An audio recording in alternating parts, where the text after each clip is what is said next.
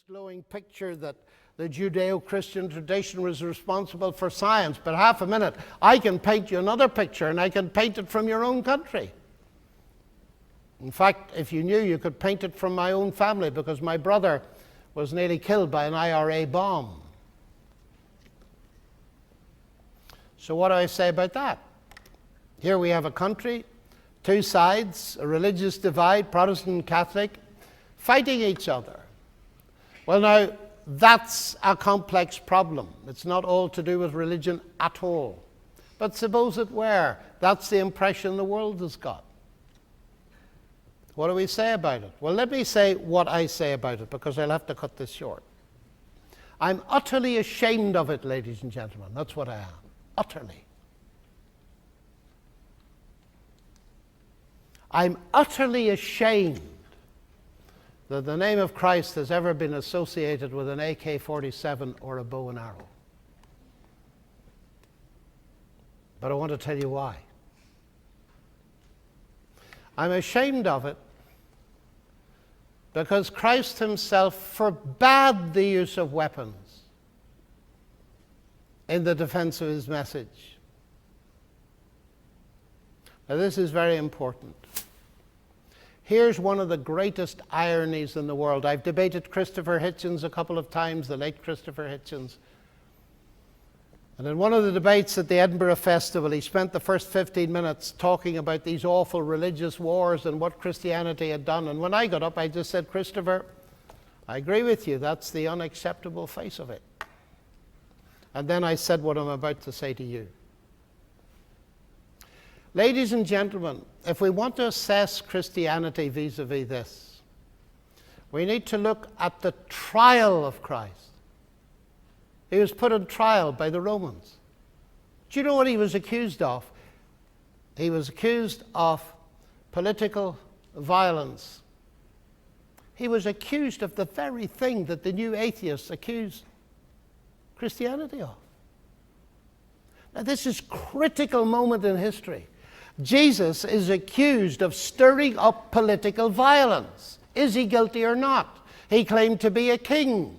And so Pilate, because he regarded the case as so serious, the leading Roman commander took the case himself. And it's very dramatic.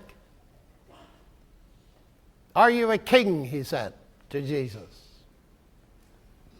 My kingdom is not of this world.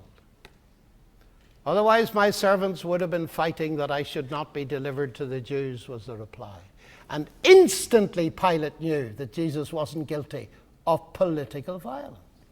He had the report on his desk of the centurion who led the squad that went to arrest Jesus when one of the disciples, who wasn't a good swordsman, tried to cut off somebody's head and just cut off their ear. You remember that? I'm glad you laughed at it, because you remember what I'm now going to say. If you take weapons to defend Christ or his gospel, that's what you'll do in a big way. Cut the ears off people. Why do many of my atheist friends, they won't even listen to the Christian message? Because their ears have been cut off by the violence that has been perpetrated in the name of Jesus when he forbade it. And let me say this very clearly. People who resort to violence in the name of Christ aren't following him, they're disobeying him. This isn't Christian, ladies and gentlemen. But there's another very important thing. Why does Christ repudiate violence? Because of the nature of his message, of course. And this is one of the reasons I'm a Christian. If this message is true, Christ is God incarnate. He invented the atom. He invented light. He invented the biochemical pathways. He thought out the human brain. And he became human because he loved me and wanted me to have the possibility of a relationship with God, not simply to know the universe through science, but to have a relationship with God. Oh, now these are the big things. These are the big things. Is God relevant? I find that such a funny question from where I sit. Some of you would give your right arm to know a pop star or a leading basketball player or a NASCAR driver or whatever. What about getting to know the God that invented the universe? And living a life of fellowship and friendship with Him that's meaningful. And instead of ending with 70 years plus or minus a little bit in a grave, opens up into the potential of a vast eternity because Jesus rose from the dead. That's big stuff. I don't find that in the limiting, tiny, pusillanimous philosophies of atheism. No, I don't.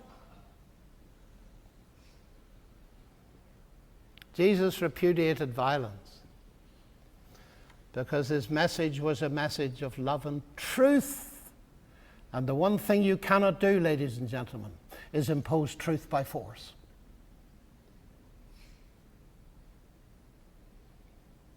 Big questions, aren't they?